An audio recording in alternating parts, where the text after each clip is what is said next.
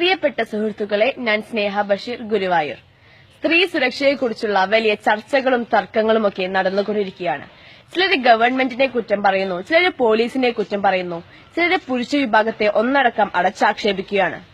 സ്ത്രീയുടെ വസ്ത്രധാരണവും രാത്രി സഞ്ചാരവുമാണ് എല്ലാത്തിനും കാരണമെന്ന് മറ്റു ചിലർ അഭിപ്രായപ്പെടുന്നു. തർക്കങ്ങൾ ഇങ്ങനെ തുടർന്നുകൊണ്ടേയിരിക്കുകയാണ്.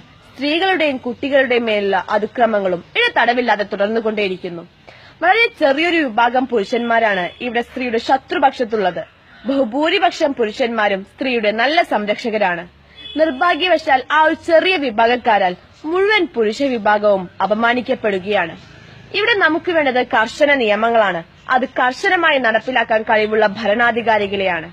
രാഷ്ട്രീയ പാർട്ടികളോ സാമൂഹ്യ സംഘടനകളോ കൊടിപിടിക്കുന്ന സമരക്കാരോ ചാനലിലെ അന്തിച്ചർച്ചകളോ ഒന്നുമില്ലാത്ത ഗൾഫ് രാജ്യങ്ങളിൽ സ്ത്രീക്ക് ഏത് പാതിരാത്രിയും ഇറങ്ങി നടക്കാം. ഒരു പുരുഷനും വെറിപിടിച്ച മനസ്സോടെ അവളെ ആക്രമിക്കില്ല. അത് അവിടുത്തെ പുരുഷന്മാർ 100% നല്ലവരായതുകൊണ്ടല്ല.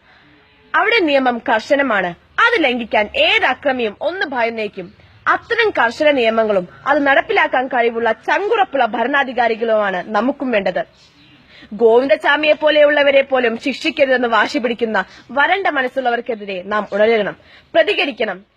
പ്രതികരണം സെലിബ്രിറ്റികളെ ആക്രമിക്കപ്പെടുമ്പോൾ മാത്രമാകരുത്. എല്ലാ സ്ത്രീക്കും തുല്യനീതി കിട്ടണം. അതിനാവട്ടെ നമ്മുടെ പോരാട്ടം. ജയ് ഹിന്ദ്.